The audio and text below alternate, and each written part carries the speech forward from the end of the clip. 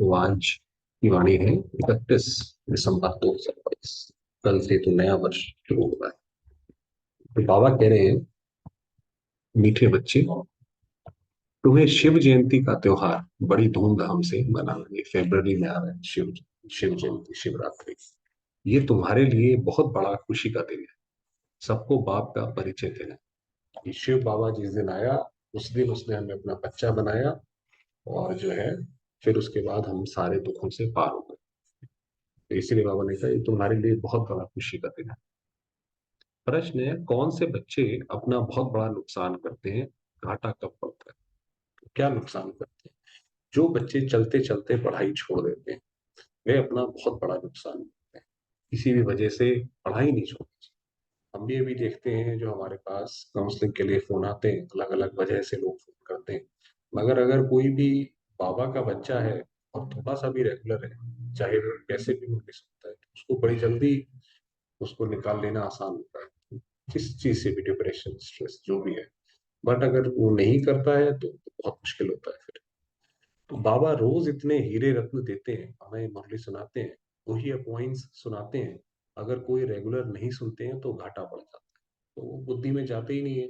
अगर अच्छी चीज जाएगी तो खराब चीज जाएगी, जाएगी तो सही, बुद्धि में कुछ ना कुछ नापास हो जाते हैं। स्वर्ग की ऊंची बादशाही गवा देते हैं, पद भ्रष्ट हो जाता है। तो उसका ये नुकसान होता है। गीत है, रात के राही थक मत जाए, कि जो हम रात के राही हैं, हम रात से निकल के दिन में जा रहे हैं। पर चलते चलो, इसमें थको नहीं। ओम शांति। ये रात और दिन मनुष्यों के लिए है, शिव बाबा के लिए रात और दिन नहीं है। शिव बाबा के लिए, क्योंकि रात माना पतित होना, दुखी होना। शिव बाबा तो कभी पतित और दुखी होते नहीं, इसलिए उनके लिए रात और दिन नहीं है। ये तुम बच्चों के लिए है, मनुष्यों के लिए है। और भी मनुष्य है, तो बाबा ने कहा, ये तुम बच्चों के लिए। ब्रह्मा की रात ब्रह्मा का दिन गाया जाता है। शिव का दिन शिव की रात ऐसे कभी नहीं कहा जाता। कि आप गीता में पढ़ेंगे, उसमें आता है कि ब्रह्मा की रात। तो माना ब्रह्मा जब अपनी वंशावली के साथ, जैसे अगर जब गिर जाते हैं, पतित बनते हैं, विकारों में जाते हैं, तो वो वहां से ब्रह्मा की रात शुरू हो जाती है। और फिर जब ब्रह्मा अपनी वंशावली के साथ पूरे पावन बनते हैं, तो वो ब्रह्मा का दिन होता है। सिर्फ एक ब्रह्मा भी नहीं कहा जाएगा, वही बताया। एक की रात नहीं होती है, गाया जाता है ब्राह्मणों की रात। तुम जानते हो, अभी है भक्ति मार्ग का अंत। अब ये जो भक्ति जो लोग करते हैं भगवान को पुकारने की, तो भगवान तो आ गया है। तो धीरे धीरे जिस जिसकी भक्ति पूरी होती जा रही है, उसको भगवान की प्राप्ति होती जा रही है। इसलिए है भक्ति मार्ग का अंत। साथ साथ घोर अंधियारे का भी अंत। ये जो घोर अंधियारा जो भी संसार में फैला हुआ है, अंधेरे में क्या होता है? जैसे किसी को कुछ दिखाई नहीं पड़ता, जो अपने हिसाब से सांप को रस्सी लगेगी, रस्सी को सांप लगेगा। तो आज के संसार में यही है। कैसी कैसी फेक न्यूज आ जाती हैं, लोगों को पता ही नहीं पड़ता असली न्यूज क्या है। वैज्ञानिक क्या बोल रहा है वो सही है, डॉक्टर बोल रहा है वो सही है, क्या कोई गुरु बोल रहा है वो सही है। तो अंधियारा ही है, भटकते रहते हैं इधर से उधर। बाप कहते हैं, मैं आता ही तब हूं जब कि ब्रह्मा की रात होती है। तुम अभी सवेरे के लिए चलने लग पड़े हो, वही अभी हम सवेरे की तरफ चल रहे हैं। जब तुम ब्रह्मा की संतान आकर बनते हो, तब तुमको ब्राह्मण कहा जाता है। ब्राह्मणों की रात पूरी हो, फिर देवताओं का दिन शुरू होता है। तो हमारी जब रात, जब हम पहुंच जाएंगे, तो फिर हम ये शरीर छोड़ देंगे, तो हम देवता कहलाएंगे, तो देवताओं का दिन होगा। ब्राह्मण जाकर देवता बनेंगे। इस यज्ञ से बहुत बड़ी बदली होती है। वही ये जो बदली होती है, कलयुग से सतयुग बदल जाता है, ब्राह्मण से देवता बन जाते हैं। तो ये बदली होती है। पुरानी दुनिया बदल कर नई होती है। कलयुग है पुराना युग, सतयुग है नया युग। कि बिल्कुल एकदम कलयुग, घोर कलयुग इसको बोलते हैं, जिसके अंदर किसी भी तरीके की कोई गिरावट कोई मनुष्य ने छोड़ी नहीं है।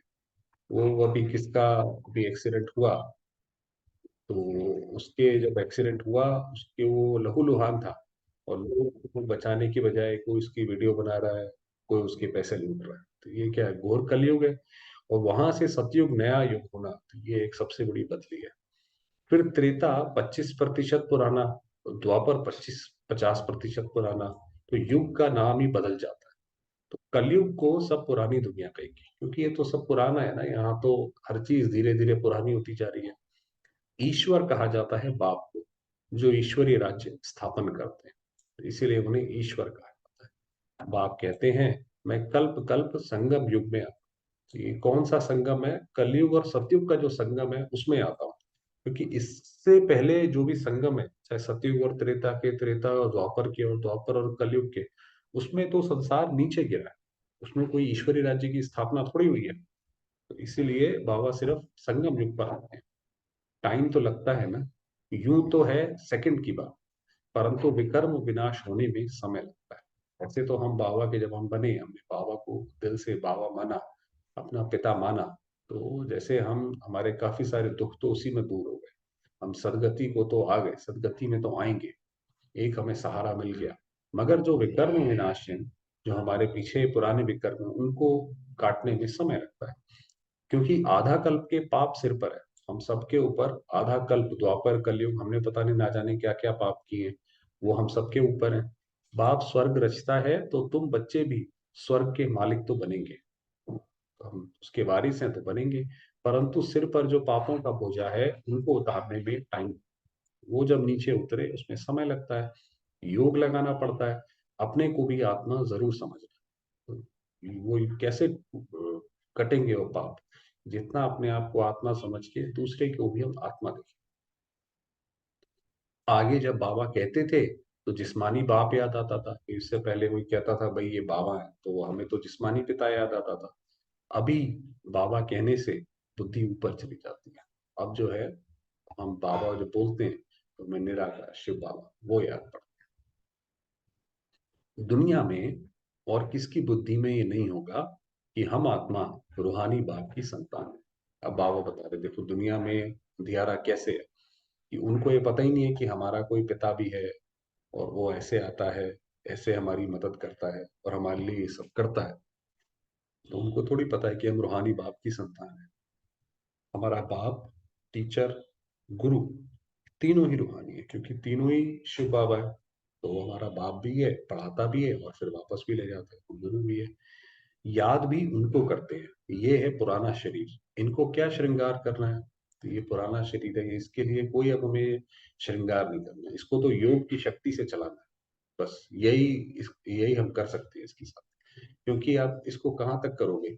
इसमें हवा भी दूषित है, पानी भी दूषित है, जो खाद्य पदार्थ है वो भी दूषित है, शरीर भी अपने आप में कमजोर होता जाता है दिन पे दिन। परंतु अंदर में समझते हैं अभी हम वनवाह में हैं। तो जैसे वो राम और सीता का दिखाते हैं कि वो 14 वर्ष का वनवाह में, हम भी ऐसे ही राम के साथ वनवाह में हैं। ससुर घर नई दुनिया में जाने वाले, तो मतलब दिखाते हैं जैसे शादियों में एक रस्म होती है कि वो जब ससुर घर जाएगी लड़की, तब सब बनती संवरती है, और जब तक वो घर में रहती है तब तक तो वैसी रहती है। इसीलिए उसको बहुत सिंपल रखते हैं, शादी की जो रस्म होती है, ये उसका मतलब है। पिछाड़ी में कुछ भी नहीं रहता है। फिर हम जाकर विश्व के मालिक बनते हैं, जब अंत में हम विश्व के मालिक बनेंगे। इस समय सारी दुनिया जैसे वनवाह में है, इसमें रखा ही क्या है? कुछ भी नहीं। सारी दुनिया वनवाह में है, माना जैसे अब सबको धीरे धीरे संन्यास आएगा, और ऐसी कोई चीज बची नहीं है दुनिया में जिसके प्रति कोई आकर्षण हो। जो अभी लोगों का है भी, वो धीरे धीरे खत्म हो जाएगा। तब उसके बाद फिर सबका ध्यान शिव बाबा की तरफ जाएगा। तो बाबा ने कहा इसमें कुछ रखा नहीं है। जब ससुर घर था तो हीरे जवाहरातों के महल थे, सतयुग की बात है, मालठाल थे। अभी फिर पियर घर से ससुर घर जाना। अभी हम पहले जाएंगे पियर घर बाबा के पास, फिर जाएंगे ससुर घर सतयुग। अभी तुम किसके पास आए हो? कहेंगे बाप दादा के पास। बाप ने दादा में प्रवेश किया। दादा तो है ही यहाँ का रहवासी, तो बाप दादा दोनों कंबाइंड है। तो ब्रह्मा बाबा तो यहीं के ही थे, तो बाबा ने कहा ये दोनों कंबाइंड है, इसीलिए बाप दादा बोला जाता है, शिव बाबा और ब्रह्मा बाबा। परम पिता परमात्मा पतित पावन है। उनकी आत्मा अगर श्री कृष्ण में होती, वह ज्ञान सुनाती, तो श्री कृष्ण को भी बाप दादा कहा जाता। परंतु श्री कृष्ण को बाप दादा कहना शोभता ही नहीं। श्री कृष्ण तो छोटा बच्चा है, तो प्रिंस है, प्रिंस का नाम श्री कृष्ण है। जब वो बड़ा होता है, एडल्ट होता है, तो नारायण, श्री नारायण कहलाता है। तो बाबा ने कहा बाबा कृष्ण में नहीं आते हैं, क्योंकि वो दिखाते हैं ना, कृष्ण ने गीता सुनाई और उसमें वो बोलते हैं कि मैं भी अवतार हूँ। तो भाई ऐसे कैसे है कि उसमें भगवान कैसे आएगा? उसको नहीं बोल सकते बाप दादा। ब्रह्मा ही प्रजापिता गाया हुआ है। बाप ने समझाया है, ये 5,000 वर्ष का चक्र है।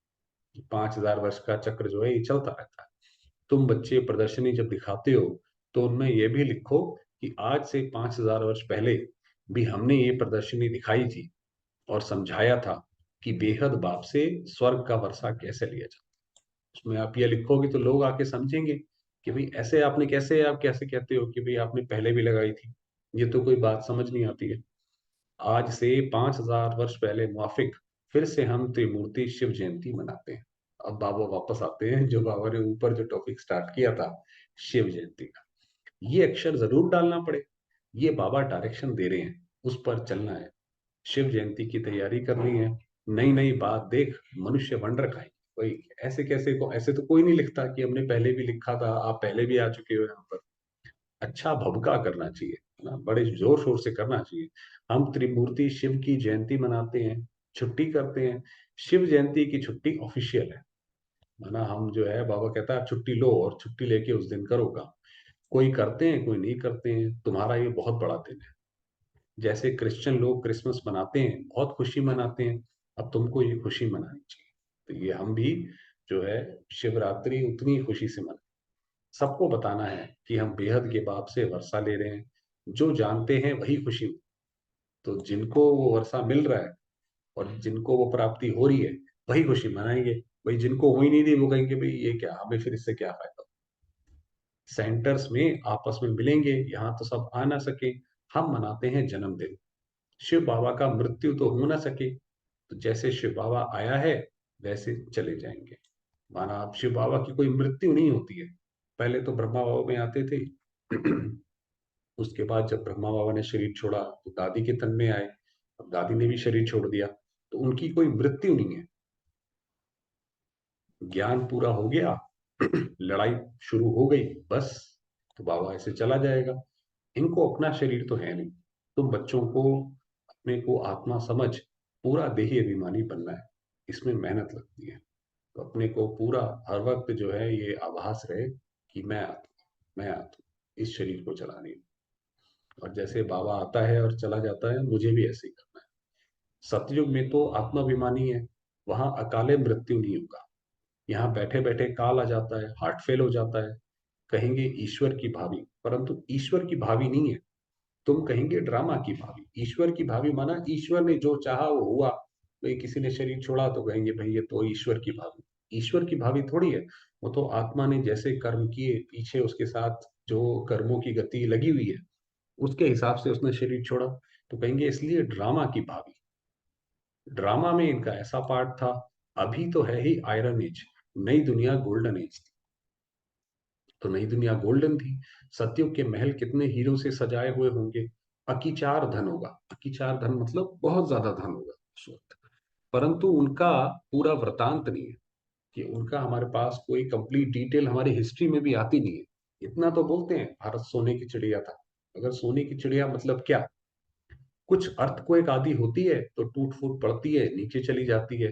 तो इन बातों का बुद्धि से काम लेना है। कि आपको पता है त्रेता के बाद जब द्वापर शुरू होता है तो देवता जब वाम मार्ग में जाते हैं तो विनाश होता है। तो ये जो धरती है ये फिर दोबारा से अलाइन होती है। जैसे अभी आपको पता है 23 डिग्री पे झुकी हुई है, तो उसके ग्लेशियर्स की पोजीशन अलग है। उस वक्त भी ग्लेशियर्स की पोजीशन अलग होती है। तो वो जो टूट फूट होती है, तो बाबा ने कहा ये बुद्धि से काम लेना है। ये खाना बुद्धि के लिए है, ये बुद्धि के लिए फूड है। तुम्हारी बुद्धि ऊपर चली गई है। रचता को जानने से रचना को भी जानते हैं। अब हमें बाबा समझ आया, तो हमें ये पूरा 5,000 वर्ष का चक्र भी समझ आया कि अच्छा ये ऐसे ऐसे करके, ऐसे ऐसे करके घड़ी की तरह ये चलता रहता है। सारे सृष्टि का राज बुद्धि में है। अब हमें सृष्टि का राज समझ आ गया। ड्रामा में ऊंचे से ऊंचा है भगवान, फिर ब्रह्मा विष्णु शंकर। हम इन तीनों का ऑक्यूपेशन बता सकते हैं। जैसे कोई मूवी चलती है, तो उस तरीके से अब हमें इस ड्रामा का पता है। ये क्या पता है कि भाई इसके अंदर हीरो हीरोइन का पार्ट क्या है।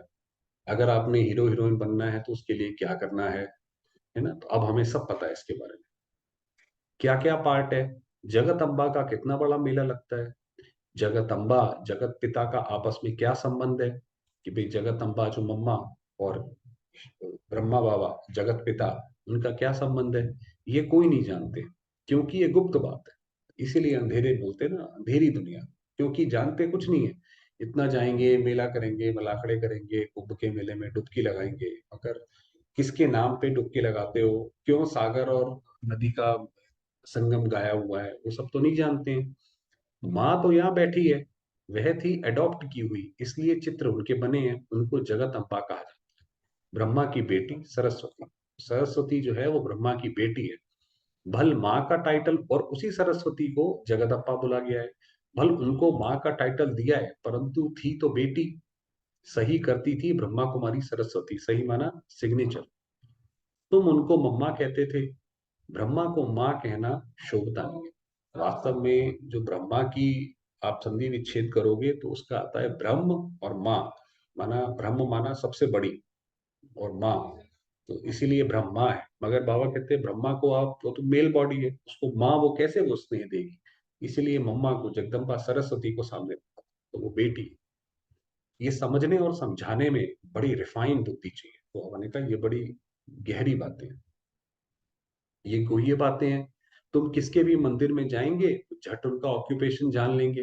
भाई आप किसी के मंदिर में जाओगे, आपको पता रहेगा भाई ये काम कैसे कर, ये लक्ष्मी नारायण है, ये कैसे लक्ष्मी नारायण बने। गुरु नानक के मंदिर में जाएंगे तो झट बता देंगे वह फिर कब आएंगे। उन लोगों को कुछ पता नहीं, क्योंकि कल्प की आयु लंबी कर दी, क्योंकि वहां पे गड़बड़ कर दी। कल्प की आयु ऐसी कर दी कि सारे के सारा वो सूत जो है वो गूंज गया। है ना? बाकी अब समय हुआ है, थोड़ा वरदान।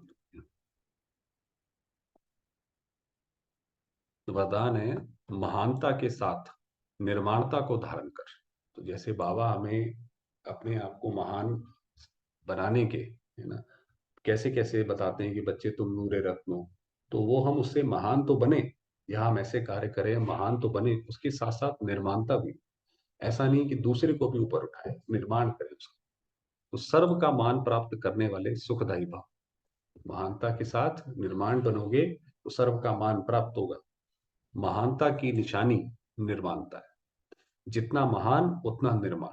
तो हमने कहा जितने ज्यादा आप महान हो उतने ही ज्यादा निर्माण रहो, क्योंकि सदा भरपूर है। आपको पता है जो फल, जो वृक्ष होता है जिसपे फल सबसे ज्यादा होते हैं, वो पूरी तरह झुका हुआ होता है। तो निर्माण, जैसे वृक्ष जितना भरपूर होगा उतना झुका हुआ होगा। तो निर्माणता ही सेवा करती है कि ये देखो ये कितने अच्छे तरीके से हमसे बात करते हैं। और जो निर्माण रहता है वह सर्व द्वारा मान पाता है, उसको सर्व से मान प्राप्त होता है।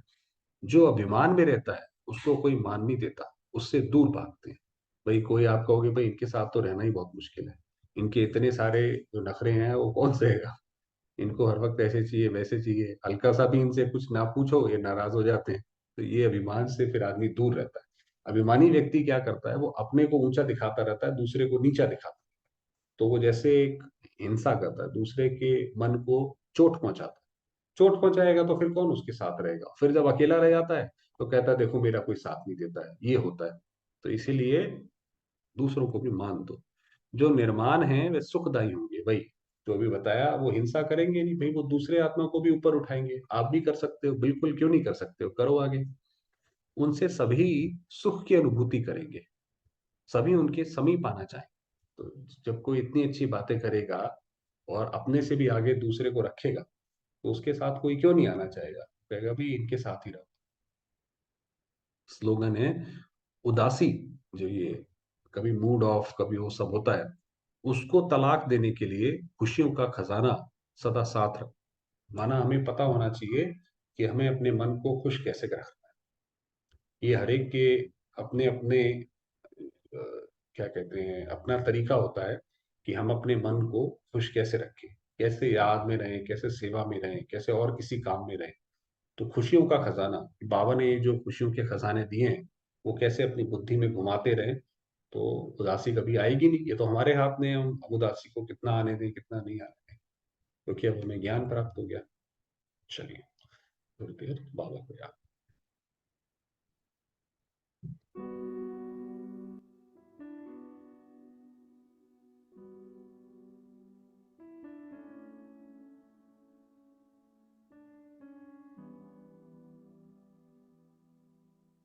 मैं आता हूँ। चमकती मणि।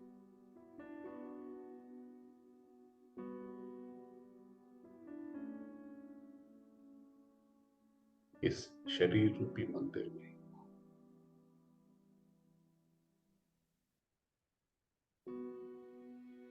दिव्य मूर्ति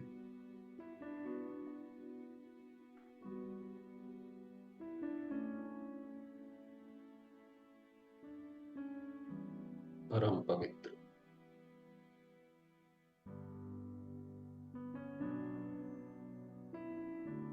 पूज्य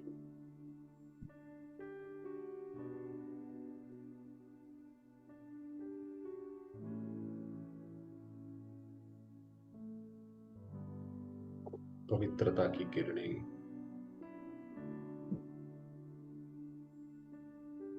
चारों ओर फैलाती हैं।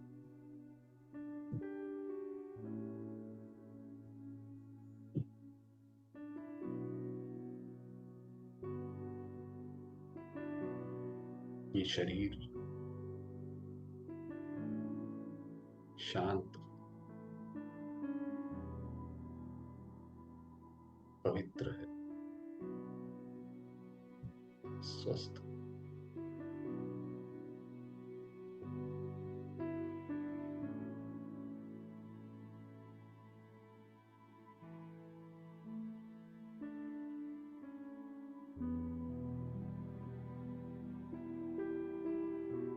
शिव बाबा ज्योतिर्बिंदु निराकार,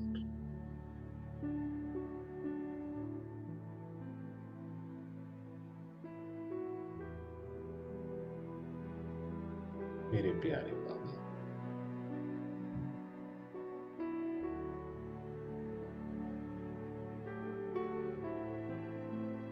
शांति के सागर है,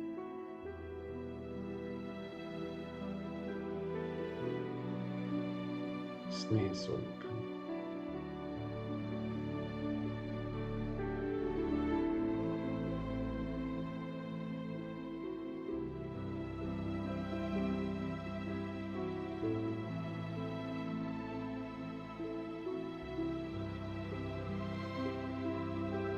उनका अपार स्नेह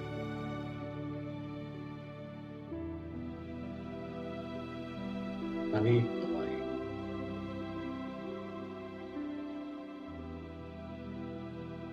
मुझ आत्मा पर बरसे।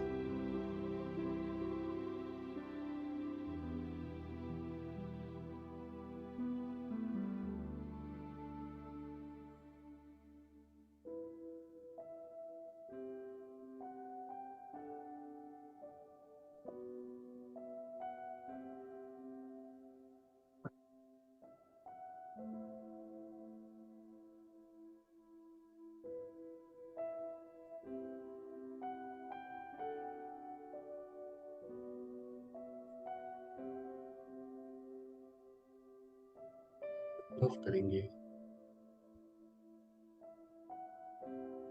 इस परमात्मा कृपा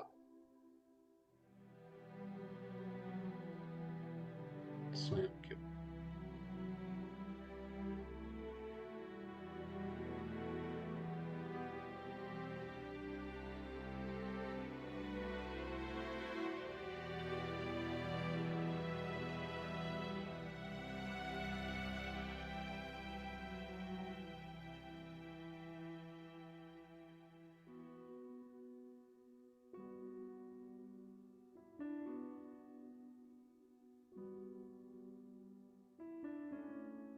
मैं आत्मा लाइट हाउस हूं,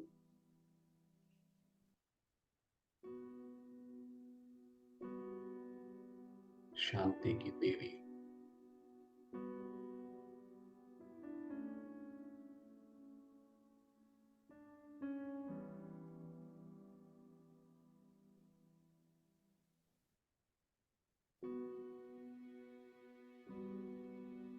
शांति की किरणें संपूर्ण सृष्टि में फैला रही।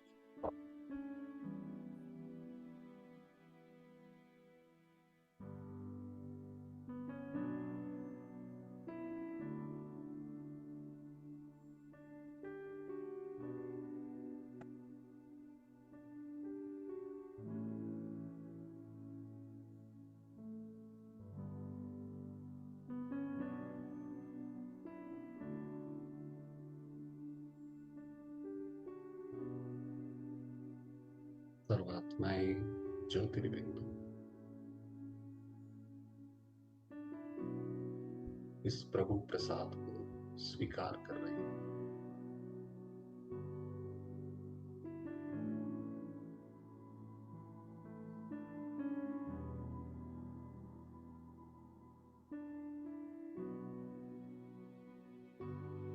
मुक्ति की अवस्था को धारण कर रहे हैं।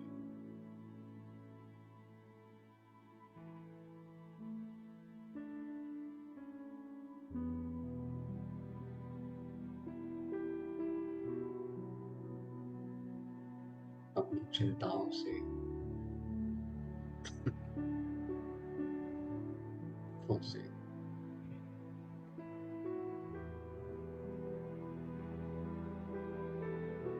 मुक्त होके